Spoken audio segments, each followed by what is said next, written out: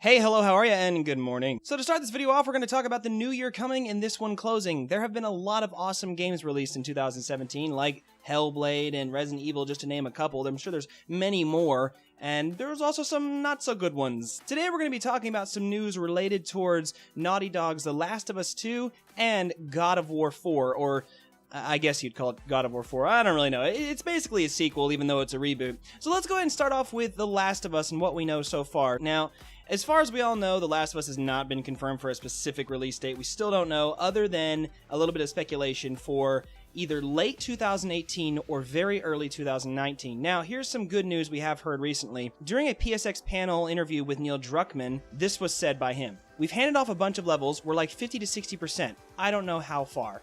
So roughly what Neil Druckmann is saying is the game is about 50 to 60% complete. Now, if you remember, last year they said that the game was in very early stage development, meaning it could have been 10, 15, 20% done, or maybe it wasn't done at all. One good thing, though, he does say is that they're handing off parts of the game to other teams, which means that they're progressing forward. And if it's taken them about a year to get 50% of the game done, it could take about another year to get the rest of it done. Who knows, maybe with other aspects of the game already finished, maybe some are going to be a lot simpler and they'll be able to push this game out a lot faster. They generally don't like to push out release dates until they're 100% sure that they know that the game is going to come out the time they specify. In the past, I believe they've been burned on this a couple times where they had to push back certain dates, and they really don't like to do that, so in this time I think they're going to try and keep the estimates minimal. Could mean that the game is at least another year off. And even if they do finish the game before 2019, who knows if they'll still release it in 2018. They still have to do all the bug testing, all the playthroughs they got to get through and everything before they're really ready to release the game. Next, let's go ahead and talk about the location. So if you remember from The Last of Us 1, Last of Us 1 started in Texas with Joel and Tommy and his daughter, and eventually it progressed until where 20 years later, we were left off in Boston. Now, obviously, The Last of Us 1 didn't really stick around Boston for long. They traveled all over the US in a span of seasons. Now, with The Last of Us 2, it's set to start partly in Seattle, which basically means I think that's where we're going to start off. Now, this is something that a lot of people have already figured out before it was officially announced and actually confirmed. Apparently, a lot of fans figured this out by looking at a specific plant in the game trailer that only grew in a certain area of the United States, which is why they figured it was probably going to be Seattle. But like I said, if The Last of Us 2 is anything like The Last of Us 1, it's not going to stick around in Seattle. They'll probably do a lot of traversing. Another thing to note is the game is set 5 years into the future, making Ellie, I think, about 19 years old, which means obviously she's going to be a lot more grown, she's going to be a lot more physically able, she's probably going to be a lot more lethal than she was, per se, in The Last of Us 1, even though The Last of Us 1, she was still pretty lethal. Which also brings us to our next point, that Ellie is probably going to be the main character. This has already been said by Neil Druckmann that she will be the main character, whereas Joel was the main character in the first one. We'll now be able to play as Ellie. That doesn't mean we won't be able to play as Joel, and the story of whether or not Joel is actually alive or dead is still unconfirmed. So I think it's safe to say that Ellie's going to have a completely different play style from Joel, where it's more of a punch in the face. She might be a little more tactful, she might be a little more sneaky. Although the game still does rely highly on stealth, I think it's safe to say that Ellie's character will follow that pattern a lot.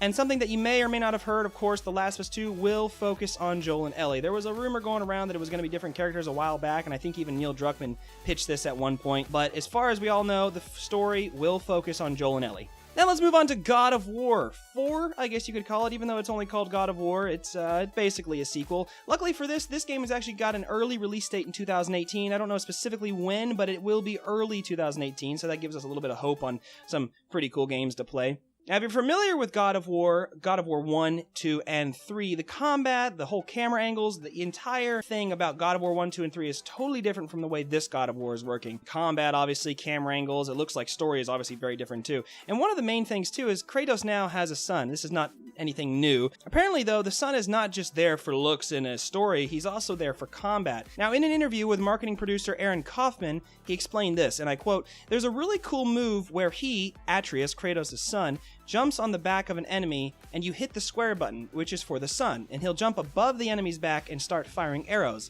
and then you can throw your axe." And that's just one example between Kratos and Atreus. So that goes to say that Atreus is going to be more than just some kid you're going to have to protect. So it seems like Atreus is going to be a pretty useful character during combat, and maybe even completing certain tasks within the game. Something to look forward to, definitely. Which they have also confirmed that Atreus will have his own skill tree, which is pretty cool. So there's obviously skill trees in the game that you'll be able to implement probably with Kratos and his son. Now, if anyone remembers, God of War 1, 2, and 3, and pretty much every God of War except for this one has all been based on revenge, vengeance, and a lot of hate. I mean, I don't think there's really even been even a little bit of comedic relief between any of the series. I mean, they've all been really, really dark, whereas this one seems like that might be in the past. Now, Kratos is obviously still going to be the angry dude that still kills these mythical creatures, but now that he has a son, I think it's a little more about protecting his son, teaching his son how to survive, so there's going to be a bit of a different tone with Kratos than we're probably used to, which that might actually be pretty nice. Which brings us to our next question on why the change. According to an interview with Jim Ryan, he says, "It's a franchise that has historically acutely underperformed in Europe. Hack and slash games tend to not do so well in Europe, so the narrative this time around will make a big difference. European gamers love narrative games and SingStar."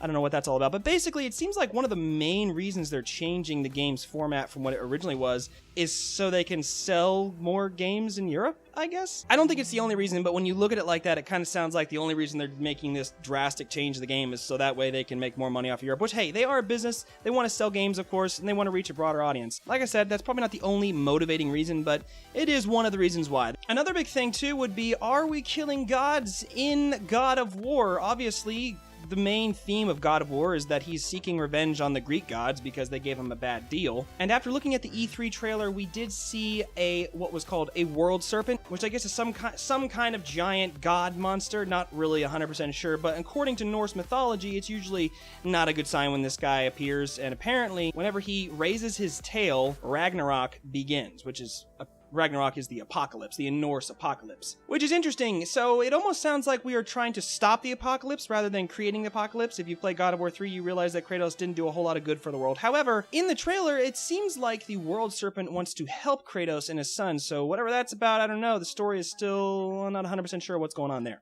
A couple other points to make. Cory Barlog is working on the game, which is actually really awesome. He was the guy that did the original God of War 1 and 2, which were considered to be some of the best. It's nice to see a familiar face work on this game.